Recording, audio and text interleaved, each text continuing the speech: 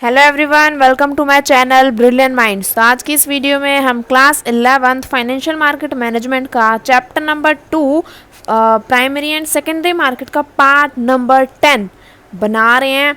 और I hope आपने जो प्रीवियस 7, 8, 9 पार्ट जो हैं वो आपने कंप्लीट कर लिए होंगे। तो अब बस ये हमारा लास्ट सेकंड पार्ट है। इसके बाद पार्ट नंबर 11 आएगा और हमारा पूरा चैप्टर जो है वो कंप्लीट हो जाएगा। चैप्टर काफ़ी लेंदी था बट सही बताऊँ तो मज़ा आ गया इतना बड़ा चैप्टर पढ़ा के। सच में ऐसा लग रहा है एकदम कि वाह, इतना बड़ा चैप्टर अब बस ख़त्म होने वाला है, एकदम एंड होने वाला है इस चैप्टर का। बस थोड़ी सी थ्योरी बची है। आज हम इसका सेकेंड लास्ट पार्ट बना रहे हैं और कल इसकी लास्ट पार्ट जो है चैप्टर पार्ट 11 वो अपलोड हो जाएगा। तो आप कल इस चैप्टर को हम क्या करेंगे, काम तमाम कर देंगे, स्वाहा कर देंगे।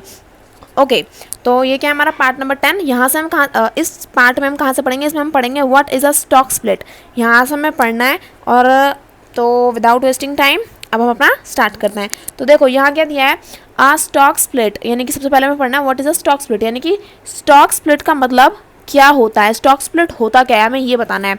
सो a stock split is a corporate action which split the existing share of a particular face value into smaller denomination so that the number of share increase. However the market capitalisation और the value of share held by the investor post the split remains the same as that before the split. For example, if a company had issues, ये हमें 1 10 100 1000 10,000 lakh 10 lakh crore 1 crore shares with a face value of rupees 10 and the current market price being rupees 100। अच्छा देखो ये example दे रखा है, ये इतने करोड़ों वाले एग्जाम्पल मत देखो, मैं आपको छोटा सा एग्जाम्पल दूंगी, आपको मजा आ जाएगा सुन के। 2 एग्जाम्पल दे रखे हैं, पहला एग्जाम्पल ये है, दूसरा एग्जाम्पल ये है। बट पहले समझ लेते हैं स्टॉक स्प्लिट होता क्या है, उसके बाद एग्जाम्पल समझेंगे। तो देखो जब एक कंपनी के पास कॉर्पोरेट एक्शन, हमने अपनी प्रीवियस वीडियो में पढ़े थे जो हमारा पार्ट नंबर 9 था, बट मैं दोबारा बता देती हूँ। कॉर्पोरेट एक्शन हमारे वो एक्शन होते हैं जिसमें हम अपनी सिक्योरिटीज़ में कुछ चेंजेस करते हैं। फॉर एग्जाम्पल अपने शेयर होल्डर्स को बढ़ा देना या फिर नंबर ऑफ शेयर्स को इंक्रीज या डिक्रीज करना। तो ये सारे जो हमारी सिक्योरिटी से रिलेटेड एक्शन, जो हम सिक्योरिटी से रिलेटेड काम करते हैं वो कॉर्पोरेट एक्शन होता है। तो जो स्टॉक स्प्लिट है इसमें क्या हो रहा है, हम जो अपनी सिक्योरिटीज़ हैं, जो हमारे शेयर्स हैं, उन्हें हम जब क्या कर रहे हैं, इंक्रीज कर रहे हैं, तो उसे हम स्टॉक स्प्लिट बोलते हैं। अब हमने शेयर्स इंक्रीज करना है, मतलब सिक्योरिटी के संग कुछ छेड़छाड़ चल रही है, तो मतलब ये क्या है, कॉर्पोरेट एक्शन है। तो स्टॉक स्प्लिट का मतलब है कि ये कॉर्पोरेट एक्शन है जिसमें हम हमारे एग्जिस्टिंग शेयर्स को, जो फिलहाल हमारे पास शेयर हैं, उनको क्या करते हैं, उनकी फेस वैल्यू को कम कर देते हैं और नंबर ऑफ शेयर्स को ज़्यादा कर देते हैं। लेकिन मार्केट कैपिटलाइजेशन, जो कंपनी की मार्केट में वैल्यू है वो उतनी ही रहती है। फॉर एग्जांपल अगर 1 करोड़ है तो स्टॉक चाहे 10 हो या 20, हमारी मार्केट की जो मार्केट कैपिटलाइजेशन, कंपनी की जो प्राइस है मार्केट में, वो 1 करोड़ ही रहेगी। अब मैं आपको एक एग्जांपल देती हूँ तो वो मैं आपको दिखाती हूँ, उसके बाद आपको अच्छे से समझ में आएगा। यहाँ अगर हम देखें तो देखो ये मैंने आपको एक एग्जांपल दे रखा है। समझो मार्केट कैपिटलाइजेशन है, जो कंपनी है उसका टोटल प्राइस क्या है, वो समझो वो 100 रुपये है। बस एग्जांपल दे रही हूँ, हाइपोथेटिकल एग्जांपल है ना। मार्केट कैपिटलाइजेशन है, कंपनी की क्या है, मार्केट में उसकी वैल्यू 100 रुपये की है और उसके एग्जिस्टिंग नंबर ऑफ शेयर्स, यानी कि मार्केट में अभी उसके शेयर्स कितने हैं, सिर्फ 10 शेयर्स हैं। और प्राइस ऑफ शेयर, हर एक शेयर का दाम क्या है, 10 रुपये का। तो यानी कि एक शेयर 10 रुपये का है तो 10 शेयर मिला के क्या हो जाएंगे, 100 रुपये के। तो इसलिए मार्केट कैपिटलाइजेशन हो गई 100 रुपये। अब हमने स्टॉक को कर दिया स्प्लिट, यानी कि नंबर ऑफ शेयर्स हमने क्या कर दिया, इंक्रीज कर दिए। कितने इंक्रीज कर दिए, पहले 10 शेयर थे, अब हमने 20 शेयर कर दिए, तो हमने नंबर ऑफ शेयर्स क्या कर दिए, इंक्रीज कर दिए। और मार्केट कैपिटलाइजेशन हमारी क्या रहेगी, हमेशा सेम रहेगी। तो देखो मार्केट कैपिटलाइजेशन का एक फॉर्मूला होता है, पहले वो समझो उसके बाद सबको समझ में आएगा। तो मार्केट कैपिटलाइजेशन का फॉर्मूला होता है नंबर ऑफ शेयर, जितने भी शेयर्स हैं है ना, वो मल्टीप्लाई बाय जितना उनका प्राइस है। यानी कि जैसे समझो 10 शेयर्स है ना, तो नंबर ऑफ शेयर्स कितने हैं, 10। तो अगर हमें मार्केट कैपिटलाइजेशन निकालनी है तो market capitalization is equal to number of shares कितने थे, 10 इंटू प्राइस ऑफ शेयर। देखो प्राइस ऑफ शेयर हमारा 10, तो हम मार्केट कैपिटलाइजेशन क्या आ गई, मार्केट कैपिटलाइजेशन आ गई हमारी 100 रुपये की। ठीक है, तो ये आपको समझ में आया। बट अगर हमने क्या कर दिया, स्टॉक को स्प्लिट कर दिया, तो स्टॉक स्प्लिट करेंगे तो मार्केट कैपिटलाइजेशन हमारी सेम रहेगी। तो मार्केट कैपिटलाइजेशन क्या है, 100, तो हमने 100 रखा। अब हमने नंबर ऑफ शेयर्स क्या कर दिए, इंक्रीज कर दिए। कितने इंक्रीज कर दिए, 10 इंक्रीज कर दिए। पहले 10 था, 20 कर दिए, यानी कि 2 गुना कर दिए। और मल्टीप्लाई में अब हमें जो नया प्राइस है शेयर्स का वो हमें नहीं पता है, तो इतना मैथमेटिक्स तो आपको आता ही है। मल्टीप्लाई में इधर आके डिवाइड में हो जाएगा, तो 100 बाय में 20 इज इक्वल टू जितना भी हमारा प्राइस ऑफ शेयर होगा, वो हमें पता चल जाएगा। 0 से 0 कैंसिल 5, यानी कि हमारा जो प्राइस ऑफ शेयर्स आया है अब नया वाला, प्राइस ऑफ शेयर्स हमारा नया वाला क्या आया है, वो आया है अब हमारा ₹5, 5 रुपीज़ का आ गया। पहले था वो 10 रुपये का प्राइस ऑफ शेयर, अब क्या है, अब प्राइस ऑफ शेयर हमारा 5 रुपये का। यानी कि जब हम क्या करते हैं, जब भी हम स्टॉक को स्प्लिट करते हैं, जब भी अपने नंबर ऑफ शेयर्स को इंक्रीज़ करते हैं, तो शेयर्स क्या हो जाएंगे, इंक्रीज हो जाएंगे, और जो प्राइस ऑफ शेयर है वो क्या हो जाएगा, वो कम हो जाएगा। लेकिन मार्केट कैपिटलाइजेशन क्या रहेगी, सेम ही रहेगी। सेम हम चीज़ हमें यहाँ पे दे रखी है। ये इतना भयंकर सा एग्जाम्पल बना के मैंने आपको सीधा सीधा एक अच्छा सा एग्जाम्पल दे के समझा दिया। ये पूरा एग्जाम्पल है और कुछ भी नहीं है, सिमिलर सेम एग्जाम्पल है और कुछ भी नहीं है ना। तो मैंने आपको एक अच्छा सा एग्जाम्पल दे दिया। अब आपको इसे पढ़ना है तो आप इसे भी पढ़ के समझ सकते हैं, वरना मैंने आपको एक बहुत आसान सा अच्छा सा एग्जाम्पल दे दिया है। अब जो हमारा नेक्स्ट टॉपिक है, अब आप सोचोगे नीचे क्या दे रखा है, तो यही एग्जाम्पल जो यहाँ पे इतना लंबा चौड़ा बना के लिख रखा है ना, सेम एग्जाम्पल यहाँ इन्होंने टेबुलर फॉर्म में लिख दिया है, टेबल बना के दे दिया है कि आप चाहो तो ऐसे टेबल में भी पढ़ सकते हो कि स्प्लिट करने से पहले नंबर ऑफ शेयर थे 100 मिलियन, स्प्लिट करने के बाद हो गए 200 मिलियन, सेम वही चीज़ें हैं। तो आपको ज़्यादा परेशान होने की बात ज़रूरत नहीं है, ये सिर्फ और सिर्फ एग्जाम्पल है। मैंने आपको एग्जाम्पल दे दिया, आप वो एग्जाम्पल भी अगर लिखोगे ना अपने आंसर में तो भी आपका काम चल जाएगा। अब देखो आगे हमें क्या दिया है, आगे हमें दिया है, 1 मिनट में आपको नेक्स्ट टॉपिक अच्छे से शो कर देती हूँ।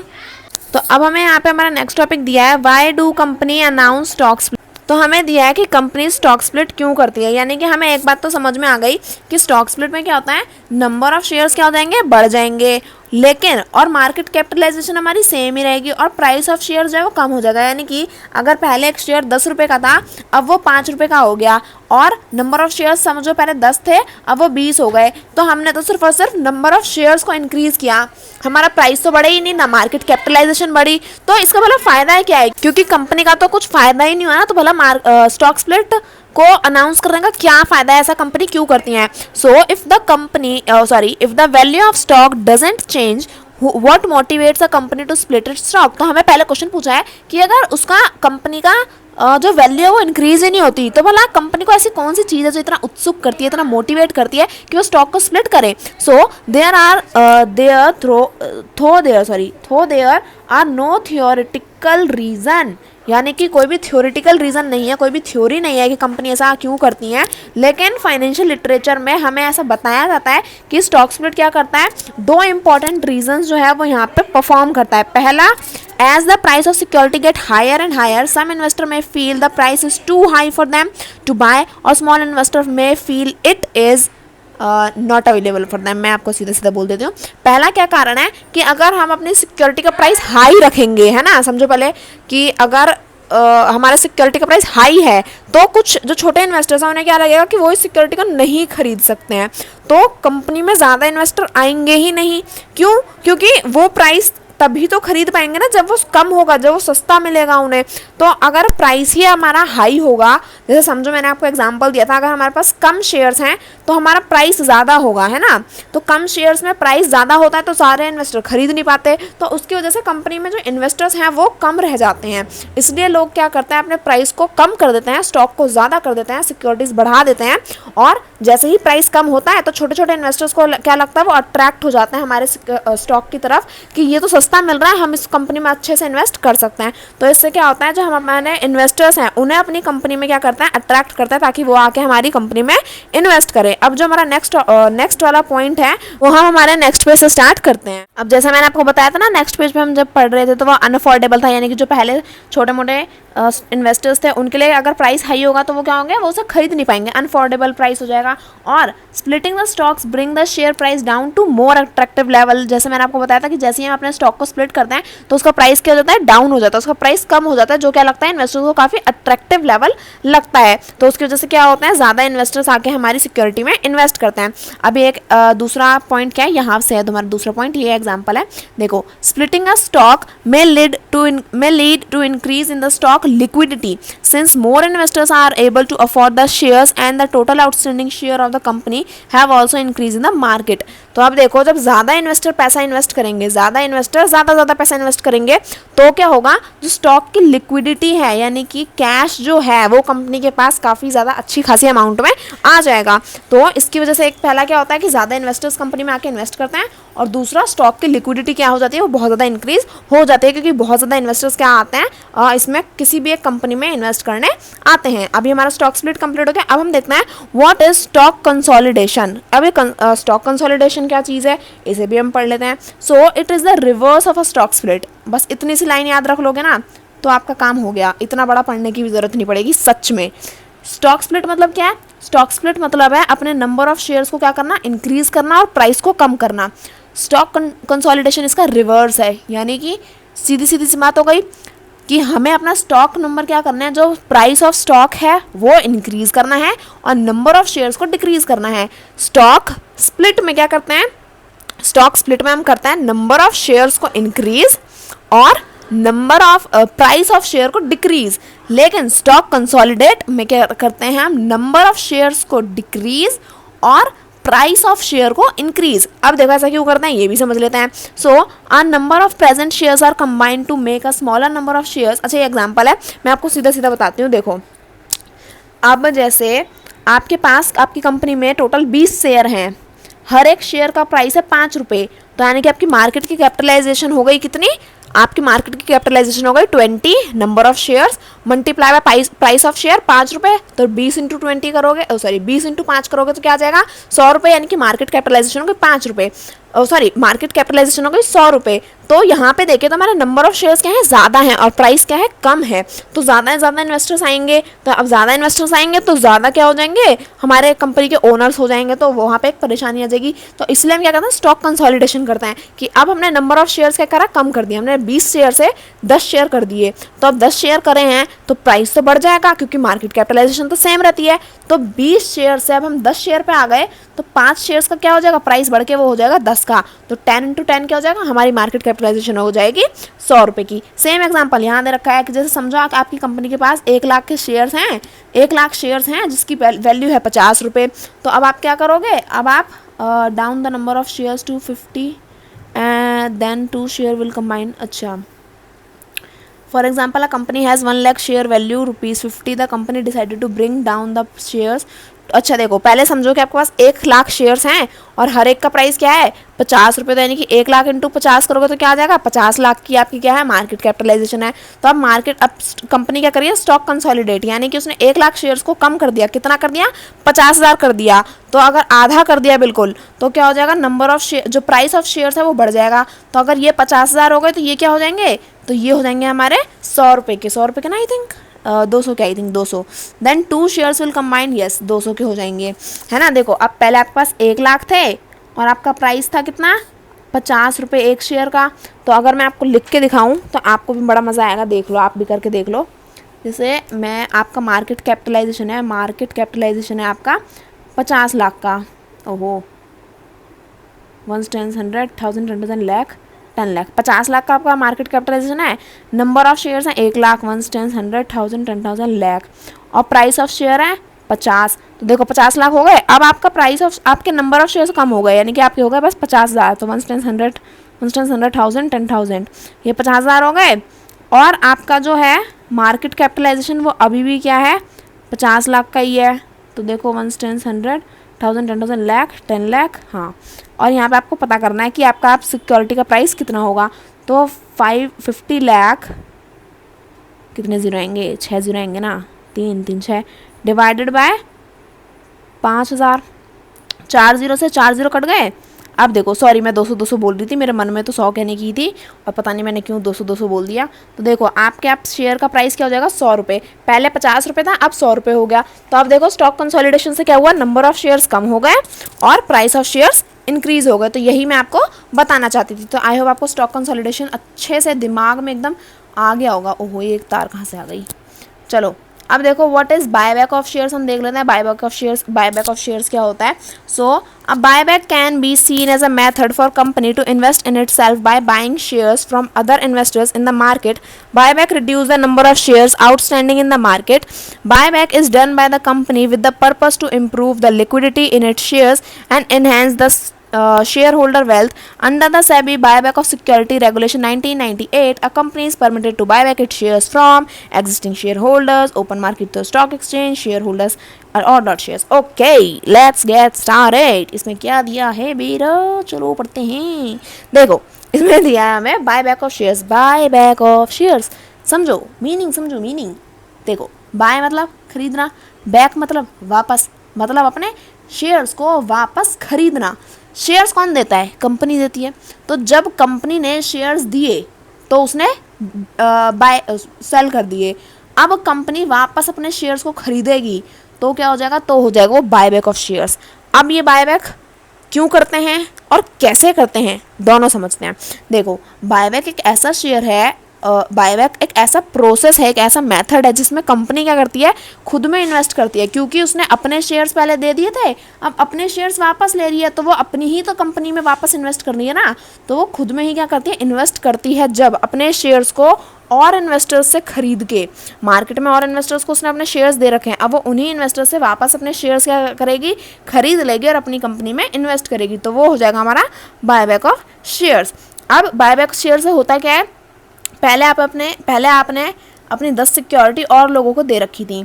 अब 10 में से आपने 7 सिक्योरिटी क्या करी? वापस ले ली। तो मार्केट में कितनी सिक्योरिटी बची? मार्केट में बची सिर्फ और सिर्फ 3 सिक्योरिटीज़, है ना, क्योंकि 7 तो आपने वापस ले ली ना। तो इससे क्या होता है? नंबर ऑफ शेयर्स जो मार्केट में है वो रिड्यूस हो जाते हैं। अब इसके ऐसा करने का फ़ायदा क्या है? देखो जितने ज़्यादा लोगों में आप अपने शेयर बांट के रखोगे उतना ज़्यादा ही क्या होंगे? कंपनी के ओनर होंगे, जिसकी वजह से क्या होता है? जिसकी वजह से ओनर्स ज़्यादा हो जाते हैं तो कंपनी जो प्रॉफिट कमा रही है वो ज़्यादा लोगों में बांटना पड़ता है। सोचो अगर एक मालिक होगा तो सारा प्रॉफिट उसका, लेकिन अगर 10 मालिक होंगे तो 10 मालिक में वो जो पैसा है वो 1/10 के हिसाब से डिवाइड हो जाएगा ना।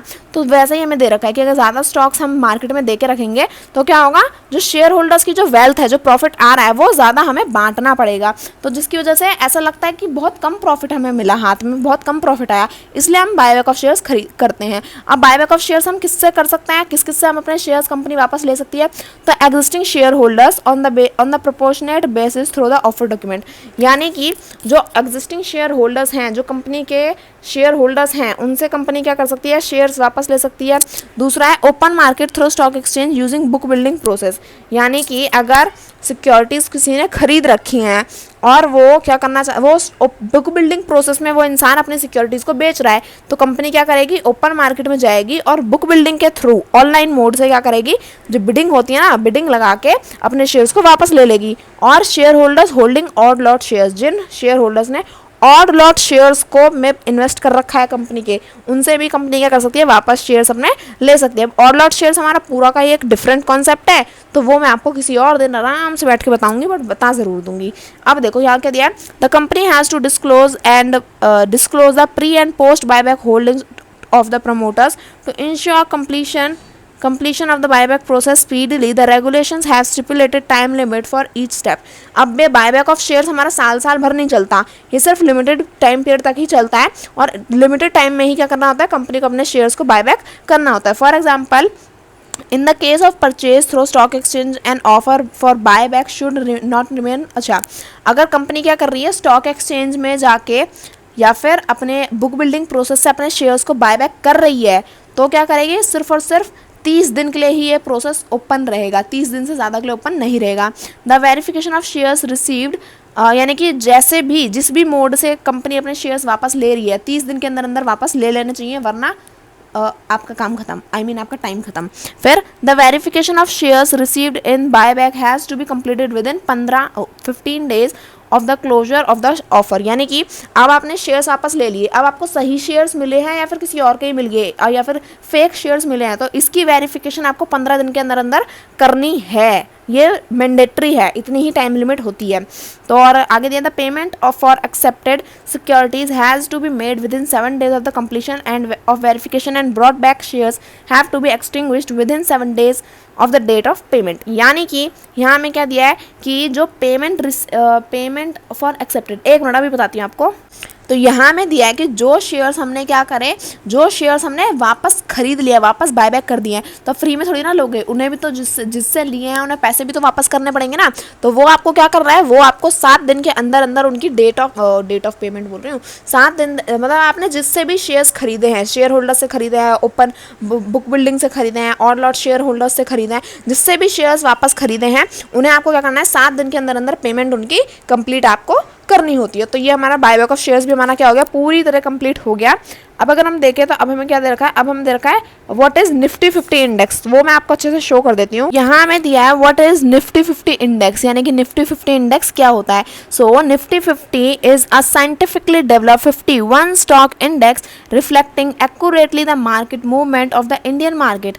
It comprise of some of the largest and most liquid stock traded on the NSE Indian Index Service India Index Services and Product Limited IISL, a subsidiary of NSE Strategic Investment Corporate Limited, was set up in May 1998 to provide a variety of indices and index related services and product for the Indian capital market. Nifty is the barometer of Indian market. अच्छा देखो Nifty 50 index क्या है, ये कुछ भी नहीं है, मतलब है बहुत बड़ी चीज़ है, बट निफ्टी 50 इंडेक्स है क्या। निफ्टी 50 इंडेक्स क्या है, एक स्टॉक इंडेक्स है, एक साइंटिफिकली डेवलप किया गया एक स्टॉक इंडेक्स है जिसमें टोटल 51 स्टॉक्स हैं। आज से कुछ टाइम पहले क्या होते थे, इसमें 50 स्टॉक होते थे, अब एक बढ़ गया, अब 51 स्टॉक होते हैं। तो ये इंडिया के जो सबसे ज़्यादा हाईएस्ट और सबसे बड़े, सबसे लार्जेस्ट और मोस्ट लिक्विड स्टॉक होते हैं ना, वही हमारे निफ्टी 50 में होते हैं। तो 51 स्टॉक्स जो हैं हमारे निफ्टी में, वो क्या है, सबसे बड़े और सबसे ज़्यादा लिक्विड स्टॉक्स हैं। और एनएससी क्या है, एनएससी ही ये क्या होता है, निफ्टी 50 हमारा एनएससी में ही ट्रेड होता है। और ये कब किस मतलब कौन सी उससे सेटअप हुआ है, सो ये सेटअप हुआ है हमारा NSC strategic investment corporation limited was setup. अच्छा ये जो है ये कब सेटअप हुआ था, तो इन मई 1998 में ये क्या हुआ था, सेटअप हुआ था। निफ्टी 50 में क्या होता है, टोटल हमारे 51 स्टॉक्स हैं।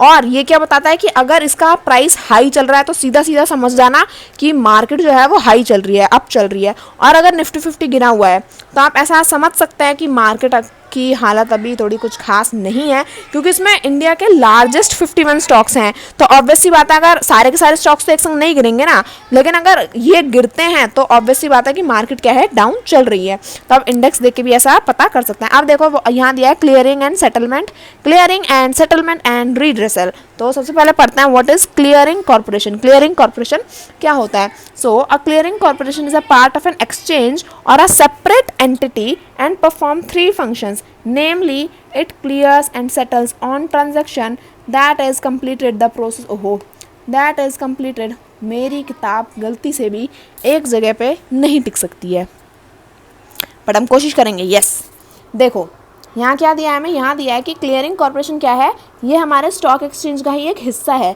और ये क्या करते हैं, हमारे टोटल 3 फंक्शंस को परफॉर्म करती है। पहला फंक्शन क्या है कि it clear and settle all transaction that is completed the process of receiving and delivering shares fund to the buyer and seller in the market.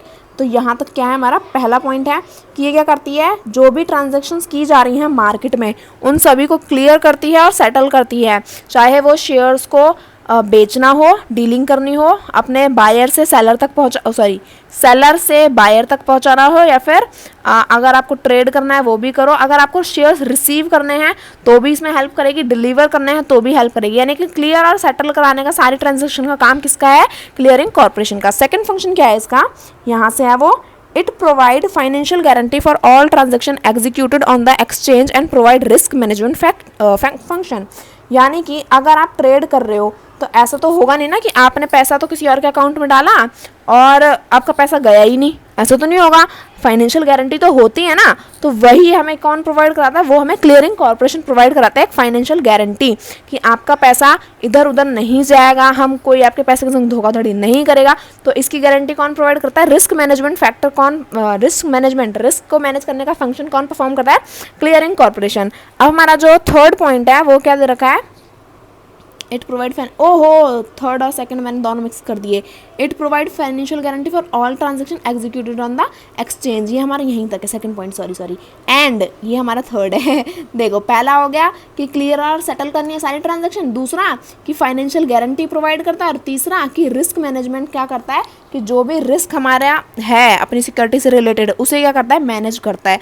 तो ये 3 फंक्शन है हमारे क्लियरिंग कॉर्पोरेशन के। तो अब हम अपना नेक्स्ट पेज जो है उसे स्टार्ट करते हैं। अब यहाँ पे दिया है what is rolling settlement. Rolling settlement का मतलब होता है roll roll roll roll roll roll roll roll roll roll roll roll. नहीं नहीं नहीं, ऐसा नहीं होता है, ऐसा कहाँ होता है, इतनी आसान ज़िंदगी थोड़ी है जो roll roll roll roll roll. Roll खाओगे? 10 रुपये के मिलते हैं। नहीं नहीं, 20 के हो गए हैं, पता नहीं कितने के हो गए हैं, बहुत टाइम से खाए नहीं हैं। चलो छोड़ो बहुत बकवास हो गई। देखो व्हाट इज़ रोलिंग सेटलमेंट। वैसे मुझे पता है आप लोग खूब चटनी में दबा दबा के, आई मीन डुबो डुबो के रोल खाते हो, मम्मी मना करती है बट आप वही सड़ी चटनी खाते हो, कोई बात नहीं। देखो आगे बढ़ते हैं बकवास तो मेरी चलती रहेगी। देखो what is rolling settlement. Rolling settlement क्या होती है बबुआ? नहीं पता? वही तो समझने आए हैं मैडम, समझाती क्यों नहीं, बकवास क्यों कर रही हो? चलो बताते हैं, नाराज मत होया करो।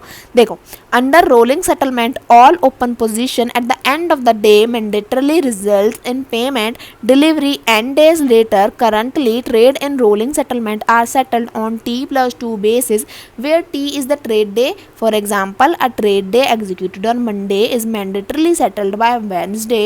Considering 2 working days from the trade day, the fund and securities pay in and pay out are carried out on T+2 days. अच्छा समझ में आया? नहीं कुछ नहीं आया, समझाओ अब।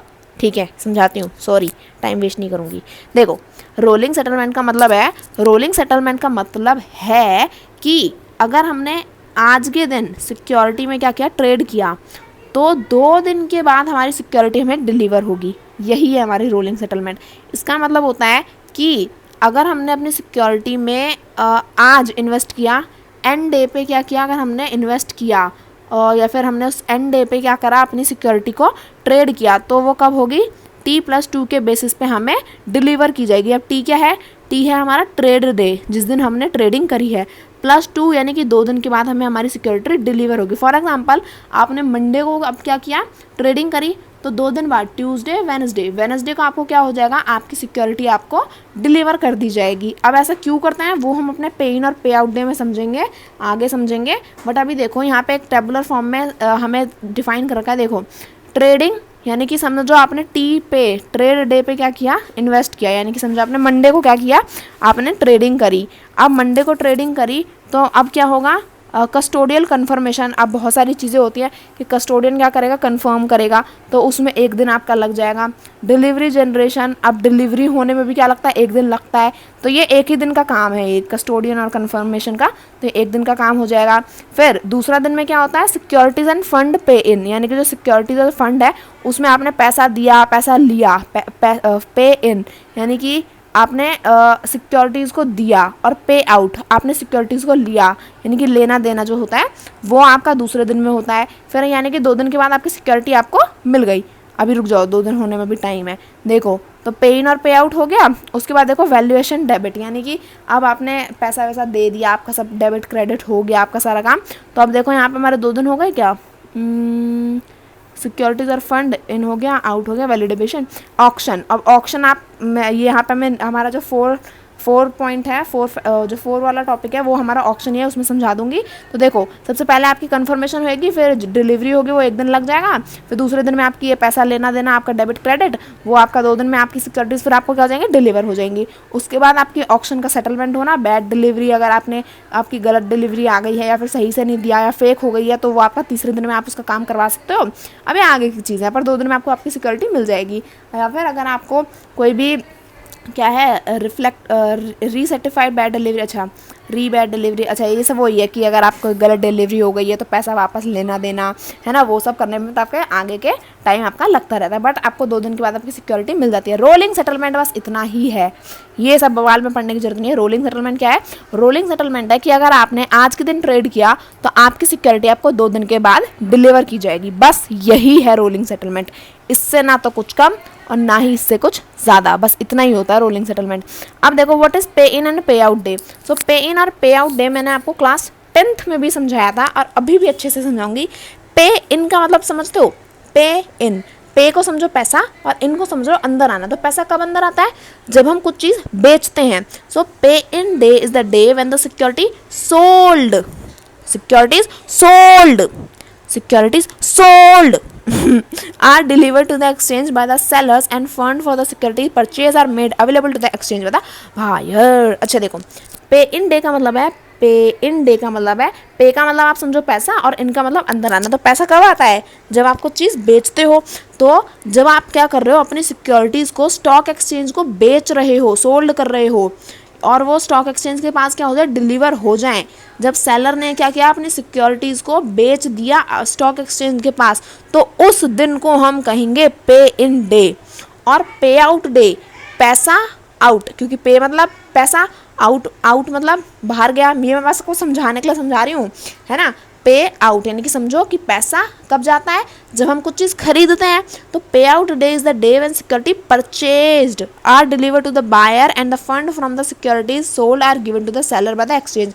यानी कि पे आउट डे हमारा वो डे होता है जिस दिन जो हमारा एक्सचेंज है ना, स्टॉक एक्सचेंज, उसने अपनी सिक्योरिटीज़ को क्या किया, बेच दिया, और वो सिक्योरिटीज़ इन्वेस्टर ने परचेज कर ली।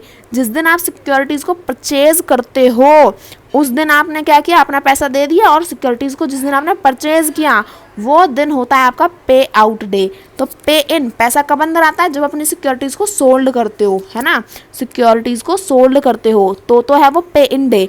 लेकिन अगर आप अपनी सिक्योरिटीज़ को खरीदते हो तो मतलब आपने पैसा आउट कर दिया, पे आउट डे।